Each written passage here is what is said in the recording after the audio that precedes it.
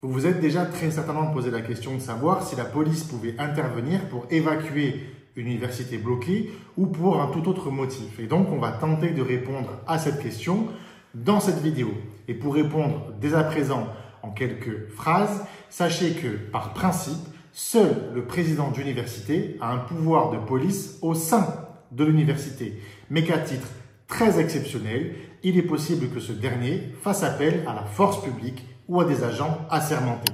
En effet, et ce sera le plan de cette vidéo, il faut savoir que le président de l'université est le seul détenteur du pouvoir de maintien de l'ordre parce qu'il a des pouvoirs exclusifs de police administrative. Toutefois, lorsque ces pouvoirs ne suffisent pas, il a tout à fait le droit d'avoir recours à la force publique et c'est parfois même un devoir, on reviendra dessus. Comme je le disais, le président d'université est le responsable du maintien de l'ordre dans les enceintes et locaux affectés à l'usage de l'université.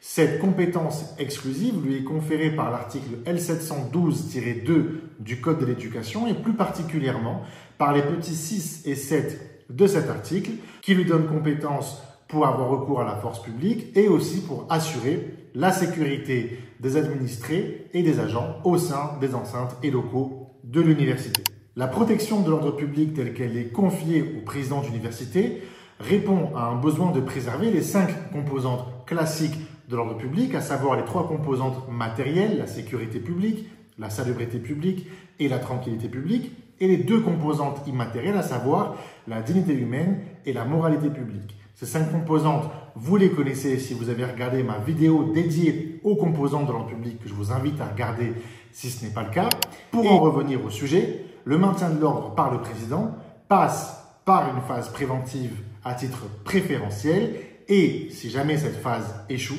par une phase répressive. La phase préventive correspond en réalité à une phase administrative au cours de laquelle le président d'université peut prendre toute mesure administrative, individuelle ou réglementaire, matérielle ou non, telle que par exemple ordonner l'évacuation des locaux. Si cette phase administrative préventive échoue, c'est-à-dire si le président se rend compte que les mesures destinées à préserver l'ordre public ne suffisent pas à préserver ce dernier, alors il pourra, dans ces cas-là, lorsque ses pouvoirs ne lui permettent pas de protéger l'ordre public, il pourra faire la demande pour avoir recours à la force publique à travers une phase répressive. Et c'est dans ce cas qu'il pourra faire appel aux forces de l'ordre ou à des agents assermentés. Comme toujours, l'exercice du pouvoir de police doit être nécessaire, adapté et proportionné à l'objectif d'ordre public poursuivi. Le président d'université agit certes de manière exclusive, toutefois, il n'est pas isolé dans l'exercice de son pouvoir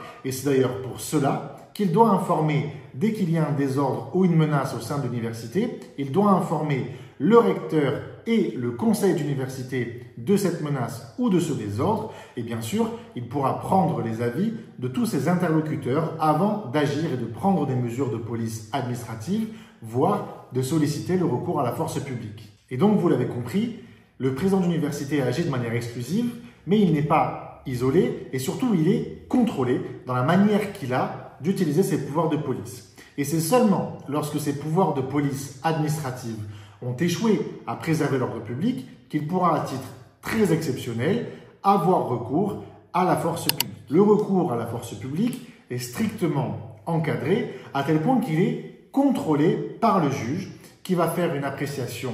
casuistique de l'exercice du pouvoir de police par le président d'université et du recours aux forces de police par le président d'université. À titre d'illustration, si vous vous demandez s'il est justifié pour un président d'université de faire appel aux forces de police pour évacuer une université occupée, la réponse est non. La seule circonstance qu'une université soit occupée ne justifie pas nécessairement le recours aux forces de l'ordre. Il faut pour cela que le président d'université vérifie que ses pouvoirs de police administrative ne suffisent pas, mais il faut également réussir à démontrer que le recours aux forces de l'ordre ne va pas être de nature à accroître, à augmenter le risque de trouble à l'ordre public, ce qui a été parfois le cas, comme la jurisprudence l'illustre dans plusieurs décisions. Pour apprécier la légalité du recours à la force publique par le président d'université, le juge administratif contrôlera la possibilité d'avoir recours à des mesures palliatives, comme par exemple l'organisation des cours en extérieur. Et donc, c'est seulement quand il n'y aura pas de mesures palliatives possibles, ni d'autres mesures de police administrative possibles, que le juge approuvera le recours à la force publique par le président d'université. Et il faut également noter que la réciproque est possible, c'est-à-dire que le juge peut tout à fait décider d'enjoindre à un président d'université d'avoir recours à des outils de police administrative ou à la force publique lorsqu'il estime que le président d'université ne justifie pas de circonstances particulières qui l'empêchent d'exercer ses pouvoirs de police et alors qu'il ne les exerce pas suffisamment pour préserver l'ordre public puisque c'est une obligation pour lui de préserver l'ordre public. Et donc,